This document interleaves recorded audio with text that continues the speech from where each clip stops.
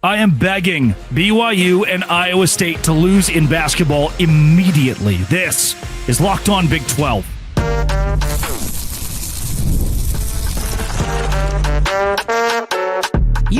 Happy Monday, everybody. Welcome into Locked On Big 12. I'm Drake Toll, live from Lubbock, Texas, from America's #1 Big 12 podcast, Locked On Big 12. And that's Cameron Stewart of Locked On Baylor, who is co-hosting today because his bald spot is sick. Let's go over.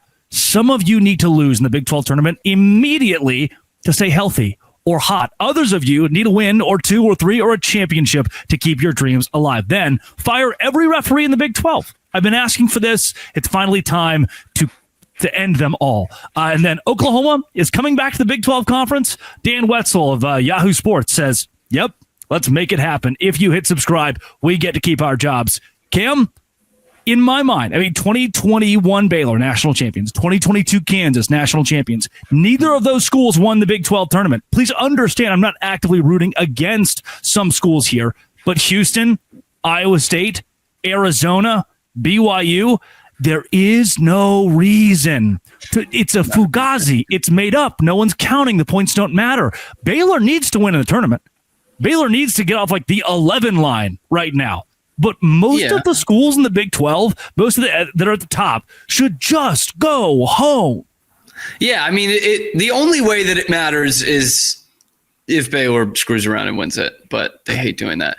I've always been like, I hate the conference tournament, to be totally honest with you. And it's not just because Baylor usually boycotts it. I find no need for it for Power Four teams. And now there's easy ammo to lobby against me after the NC State Final Four run. Like, that was great and everything. But like at that point, it's like, and every couple years that happens, but like, how often does that happen? That you have a team in the Power Four that's not going to make the tournament unless they win the thing, they win it, and then go on a miracle run. It just doesn't happen. And I get that that's one of the things that makes this sport so great in the way the postseason is. But like, you could have just as easily had an NC State as an 11 seed that did not need to win the conference tournament. You know what I mean? That's kind of a clunky way of saying it, but it's like that it's just a waste of all our time. And honestly, Houston is the team that I look at being like, dude, just throw in the towel. Like, just don't even show up, do the press conferences, do the shoot around with the media in there, and then just play a JV team. Mm-hmm. You're looking at a team that last year was the number 1 overall seed. They had a bunch of injury problems going into the tournament. They get another one with Jamal Shed that makes them bow out in the Sweet 16. This year's team, which I talked about with Parker Ainsworth on my show on Friday, this year's team is in a much better place positionally, like injury wise. They're hot going into the tournament. They're not banged up. They kind of avoided that, even though they played 2 pretty meaningless games after clinching the Big 12 championship, the one that actually matters, by the way, the regular season championship. It's like, don't even try. Don't throw in the opportunity that you get one of your best players hurt the way that you had going into the tournament last year. Like, this has been, in March in the NCAA tournament, a disappointing team the last couple of years, the Houston Cougars. And they might not be as stacked as they were last year, but hell, man, they're pretty much just as good. They're number 3 in the country. They won the regular season championship again with only losing 1 game. Like, they are in a better health situation than they were in last year. It doesn't matter. Like, don't go through this thing where, last year you make it to the championship game, you're playing 3 games in 4 days or whatever it is, 3 games in 3 days, and then you get your butts kicked in the Big 12 championship game. And it's like, what was it all for? That's the thing, man. If you're not winning this thing, what is it all for? And if you are Iowa State, I think, is on that plane too, by the way, of like, hey, just regroup here. Iowa State, take a breather. Take your extra couple days here. You've kind of disappointed us all the last couple of weeks. I know you had the big win the other day, but let's hit the reset button if you're Iowa State. Yeah, injury problems too. I understand that James Naismith said once upon a time, win every game in front of you. Basketball is a sport for winners. Someone in the void right now is so ticked off because they're a JV basketball coach and they've always been told, win the one in front of you, win the one in front of you.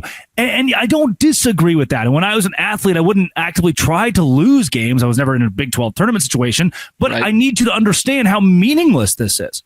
genuinely, the tournament is built so that every conference has, in essence, a regional format to make it to the NCAA tournament, where every team technically has a chance to go dancing in March. If you're looking at the bracket, Iowa State loses in round 1 to Cincinnati. That only boosts Cincinnati. Will they make the tournament? I don't think so.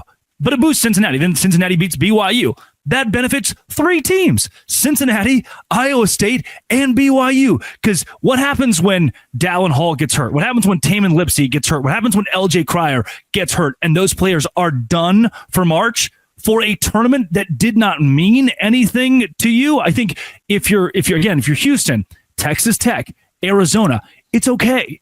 You're a 1 seed, Houston. You're fine. Probably solidified. I think if you are, the big question mark comes if you're Kansas, Baylor, West Virginia. Are you trying to move up from an 8 seed to a 7 to a 6, move from an 11 to a 10 to an 8? Those are the schools that I think, okay, maybe, you do want to win the one right in front of you. Yeah, I mean, obviously the most desperate team is Cincinnati. Like, there is a world where they can go on this miracle run and get into the tournament. They probably have the talent to be in the tournament. They just haven't put it together this year. Yeah. So there are teams like that. But honestly, one of the ones you mentioned in there, one of the ones I look at is Kansas. Like, can Kansas, it's wild that we're saying this in the Big 2025. Can Kansas win this Big 12 tournament just to feel good about themselves a little bit? I mean, they're crashing out the same way they did last year, like the same way. And now they're sitting on a 6 or a 7? Arguably with not a 4. With less injuries this year. Like last year, an injury. Like this year, they're just kind of bad. Yeah, they're just disappointed. This is a preseason number 1 team in the country, and they're sitting on the 7 line. Like, I mean, that would help them maybe just confidence-wise. They need to give some confidence to this preseason number 1 team with the best player in America, apparently, in Hunter Dickinson. Like that they might need that. West Virginia, I think, of the same kind of deal in terms of building a confidence, because like we've seen such an improvement from West Virginia this year. I mean, they were kind of also like honorable mention in the conference last year. Like they were just kind of there. Everyone felt bad for them. They had a tough situation. This year they bring in DeVries, who looks like a dynamite coach. The kid gets hurt. Tucker DeVries gets hurt. They've been playing without him. Javon Small has been one of the best stories in the conference this year. Like that would do a lot of good for that team to win a championship. I mean, it is meaningless, but to be there, go, beat 3 good teams in 3 days or 4 in 4 days, whatever it's going to be for them, and cut down the nets and get a t-shirt and a hat. Like that's one of the only teams that would actually benefit of like, hey man, we could go on a run here. We've got the grittiness to actually go on a run. And now we've seen that we can win a championship. But at the end of the day, it's like 2021. Do you remember who won the national championship? That'd be the Baylor Bears. Yeah. Do you remember who won the Big 12 tournament championship? It's like Oklahoma State, maybe? Texas, possibly? Texas. They're not even in the conference anymore, and they lost to Abilene Christian in the first round. Yeah. It literally means nothing. Like, it doesn't mean a damn thing, right? And people don't even remember that Cade Cunningham beat Baylor in that Big 12 tournament. I mean, it got them into the tournament, but like, it just doesn't for... if we're talking about all the Power 4 teams, whatever that is, at this point, it's like 60 teams, 70 teams. It matters for like maybe 3 of them, maybe 4 of them. Like Cincinnati, it matters, but they're not good. They're not going to win this thing. No, they're out of the picture. If you're out of the picture, it matters. If you're in the picture, maybe 1 or 2 wins to help a seed. But if you're at the top of the conference, please just go home. Like Baylor should be a desperate team in this, and like, what's it going to do? Get you from a 10 to an 8? If you win it, maybe you get to a 7. That's better, no doubt. You're on the other side of the matchup, but it just doesn't do a ton. But they're still going to lose to Siena in round 1, or whoever it ends up being in round 1. Coming up, fire every referee that has ever existed. This is Locked On Big 12, part of the Locked On Podcast Network, your team every day. Today's show is brought to you by Roy. Attention Locked On Big 12 fans, if you ever have wished you could directly support your favorite Big 12 athlete by being a part of their journey, now you can with Roy, the NIL app that puts fans in control. Before Roy, NIL deals were often handled behind closed doors. Fans like you didn't have a way to clearly support the athlete you wanted. Now with Roy, you choose the player. Decide how much you want to contribute, get exclusive content straight from the athlete you back. The best part? If a player transfers, get your money back. Risk-free way to show your support. Support your favorite players directly and help shape the future of the Big 12. Download the Roy app today from the App Store and start backing Big 12 athletes the way they deserve with transparency, trust, and a real impact. This is the future of college sports. Join now by downloading Roy and supporting your favorite players with Roy. Cameron Stewart of Locked On Baylor, who this does apply to in the immediate. Big 12 referees, from watching a BYU game to a Baylor game to a Kansas game, Houston, Arizona, it really hasn't mattered. You remember the Texas Tech ejection for the ball kick? Yeah. And then BYU gets called for a kicked ball. Actually, funny. That was just not that. And then VJ Edgecombe gets a flagrant this week. And as we go into March, as we go into the Big 12 tournament, as we go into a setting where some schools do need wins, like Cincinnati or Kansas State, I am just begging that we fire every Big 12 referee into the sun. We have a robot and AI system somehow officiate these games, or call your own foul at some point, because it's become insufferable. It's become completely insufferable. Can we at least get some refs who can dance, please? Like, please, God, can we get some that can bust a move? It is weird that this is the second year in a row. I think it's been a real problem in the Big 12. I know the Mac thing last year when he went to the podium and said, "This is okay." Yeah. And I know some people will say, "Oh, it's been going on forever. It's always the worst." And every conference thinks they have the worst refs. But like, really, the last 2 years, I've thought like, this is not the officiating hasn't fit into the reputation that the Big 12 has built. And I remember that BYU Baylor game in Provo in January. Our guy King McClure was the analyst in that game with Mike Monaco, and Monaco was asking him about a couple of these calls, and he was like, "King, is that a foul? So you played the game. Is that a foul?" And at least one of them he would say, "Not in this conference. It's not." Like, it is a different kind of play style than it is in, say, the ACC or the Big Ten or whatever it may be. But there is a more physical style that I think has hurt Big 12 teams in the NCAA tournament. But it's just weird that we've lost that consistency. Like, they're Big 12 refs. They're reffing this conference. It's not like you're pulling them from somewhere else. And I just felt more so this year than last year, but definitely last year as well. We've just lost all kinds of consistency. And this VJ call in the game last night, or Saturday night, sorry. It's one of those where it's like, by the letter of the law, I guess, but we've known the letter of the law has been effed up for years, both in the NBA and the NCAA level. Like, we have to have some sort of intent. It's the same thing with the JT Toppin call at Houston last month or 2 months ago, whatever it was. Like, there has to be some intent, man. Like, and especially the JT Toppin one, like, that is a basketball play. It's a little weird, but like, when you're throwing it back like this, no innuendos there. When you're throwing the ball back like this, like, your legs come up, like, that happens. And VJ is coming around, so like, there's no intention there. It looks bad when a guy gets slapped in the face, but sometimes that happens. And so that is a kind of a pivotal point in the game. Baylor-Houston, where Houston kind of goes on a little bit of a run after that, makes it a 9-point game after it was, I think, a 6-point game, 5-point game when that foul happens. And so you kind of lose a couple possessions on that, and it ends up being a 4-point game at the end. So it does need to, we need a standard here. We need to get back to a standard, because in 2020, 21, 22, it was pretty even across the board. There's a play in the Kansas State-Iowa State game where an Iowa State player buries a three and like turns around like points, which, like, thumb up, finger out, the same gun hand signal, I guess. Like, you would laser gun your friends, or you would, like, like Oklahoma State and Texas Tech literally use it as their university celebration. 2 fingers or one. And dude just gives a little gun and just bam, immediate. I mean, immediately. Whistle. Alec Baldwin? That's a firearm. Oh. You're done. We are going to give you a technical. The other team's going to shoot 2 free throws. Kansas State got 2 free throws out of it. It is become. It's weird how much we. This is not the first time we've banned hand signals, like team hand signals. You couldn't do the horns down, and you can't do the guns up. Like, what is happening to the game I love, Drake? This is college.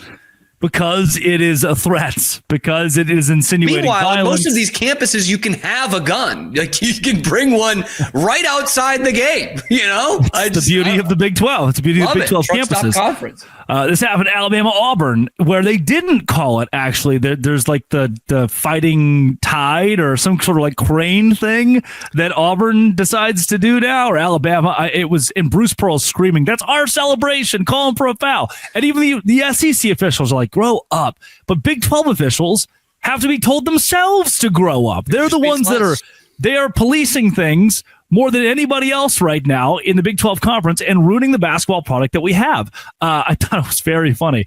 This is from Heartland College Sports, February 22nd. Big 12 refs are using body cams for ESPN Plus broadcast. Let's hold them accountable. Yes. I want body cams on all Big 12 refs. Imagine you start seeing bumper stickers with like the silhouetted American flag, but there's no blue line or red line. It's just stripes for the refs. Like we're just standing up for the refs. I don't think it's the worst idea. Like refs are going to miss calls for sure. Like that's just always going to be a part of it. But maybe this helps the refs. If you have the chest cam, the body cam, dash cam of what they're actually seeing, because maybe you're like, okay, well, on the benefit of 15 reviews, we can see why the ref messed up this call. But when we see the dash cam here, I don't think it's a bad idea. I know they've done it for some games. I think this is a way to hold some guys accountable.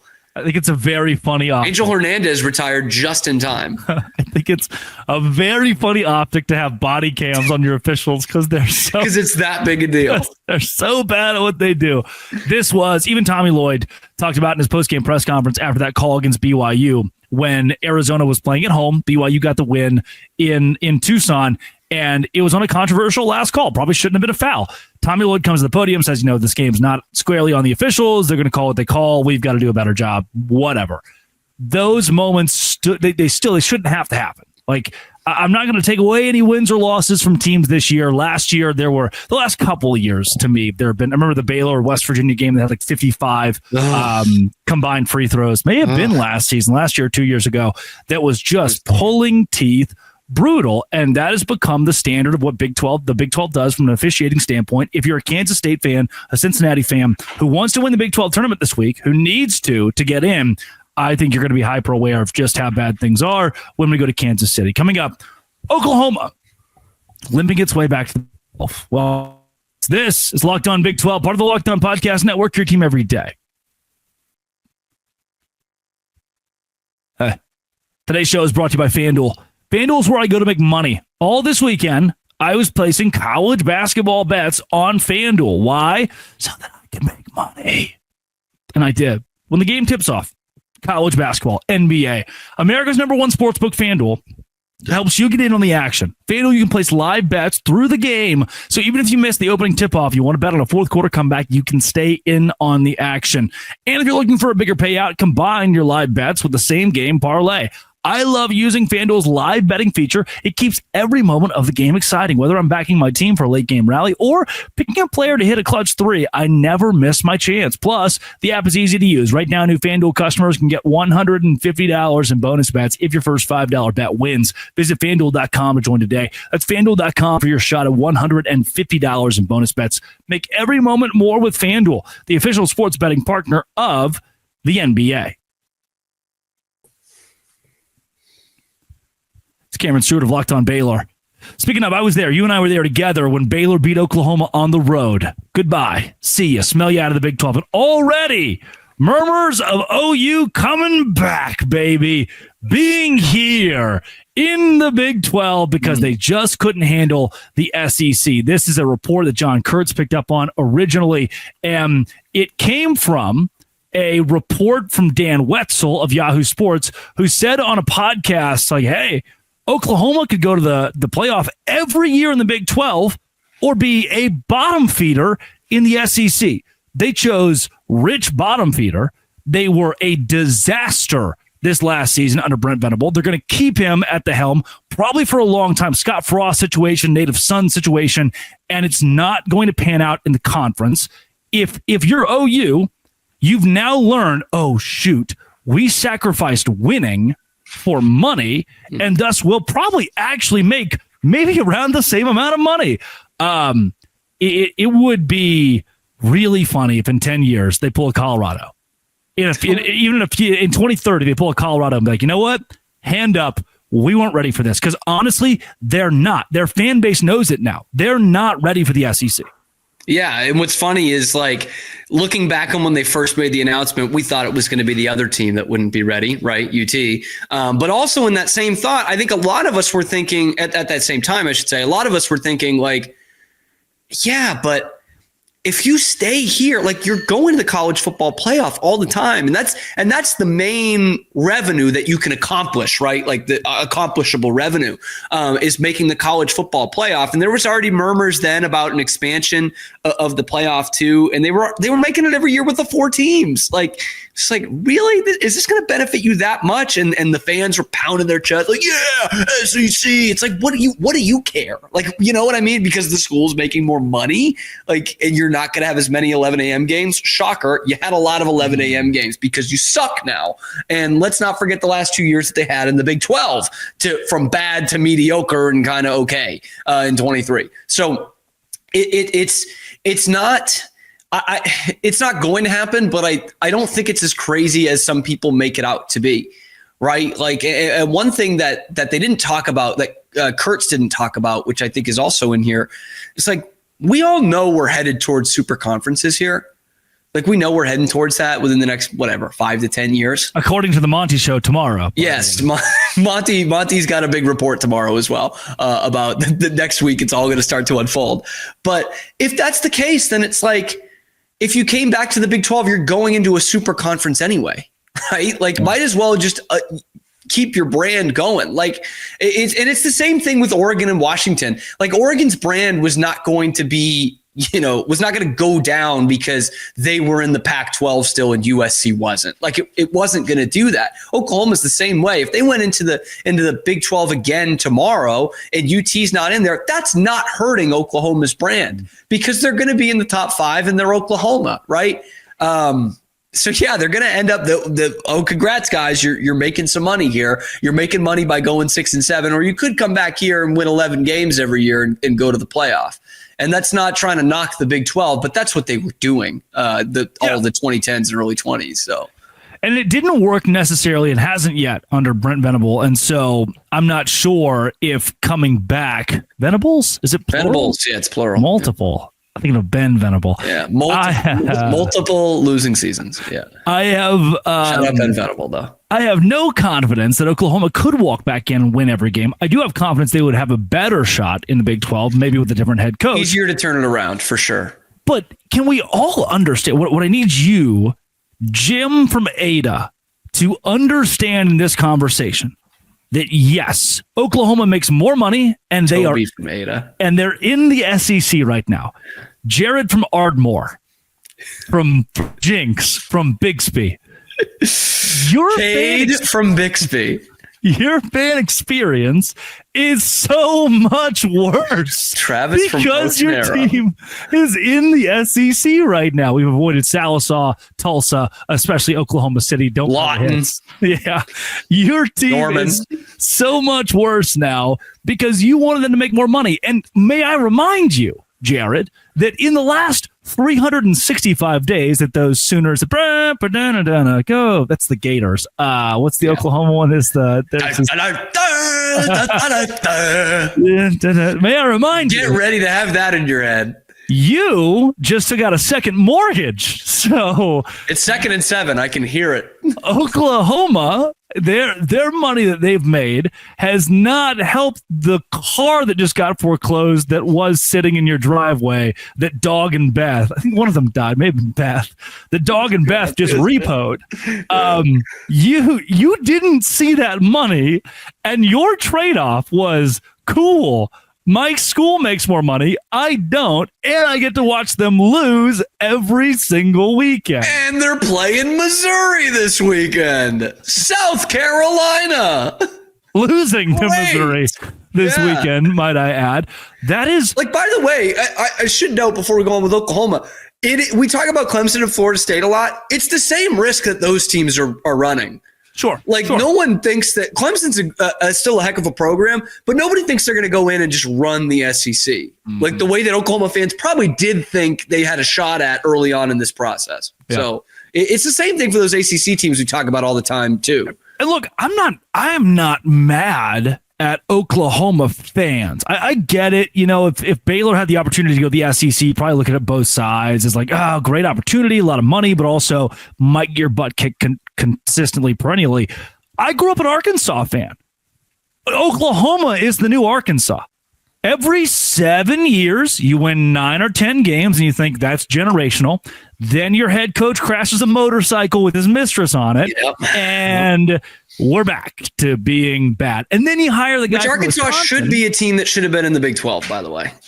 Yeah, but in the same way that Oklahoma could be the Clemson or Florida State of what the Big 12 is, what Texas and Oklahoma both were, and you kind of had a good thing going for you, and you likely could have leveraged what the ACC just did by having an unequal pay scale, where the bigger brands get paid more. We're going to cut Cincinnati by $10 million, give that to Oklahoma.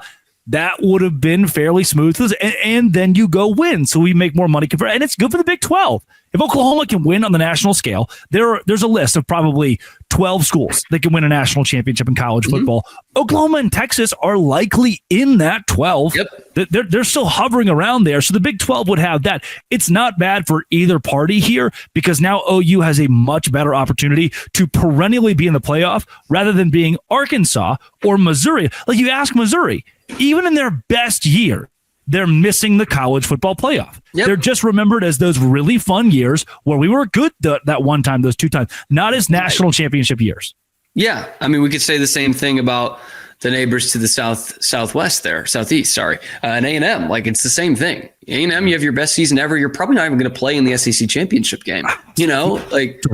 Almost direct south, I think. Yeah, it's not a little bit. I don't know. Maybe a little. I thought you were about to get into some Brent Bielema, John L. Smith, and we were about to have a John L. Smith talk for the second straight week on the show.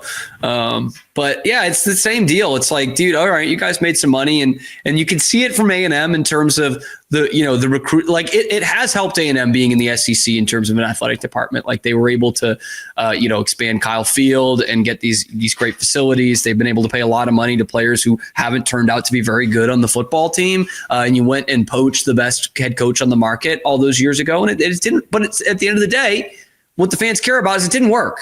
They didn't win an SEC championship. The national championship trophy still has 2 question marks on it in the late Jimbo's office. It doesn't work. And it's going to be the same thing for Oklahoma for a long time. I think Oklahoma is a more powerful brand and more powerful program than even an A&M, but definitely more so than a Missouri or an Arkansas. But like you've kind of met your match here. Yeah. History of college football, you're a blue blood. Yeah. But like, what have you done for me in the last 2 decades? And it's, again, like this is a bigger scale, but it's no different than what we see with like West Virginia in the Big 12.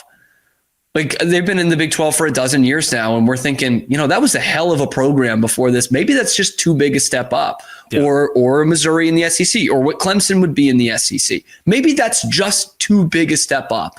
Yeah. And if you're Oklahoma, you're in a good position in that you could go to another Power 4 conference and absolutely dominate it. But this is just probably too big a step for Oklahoma.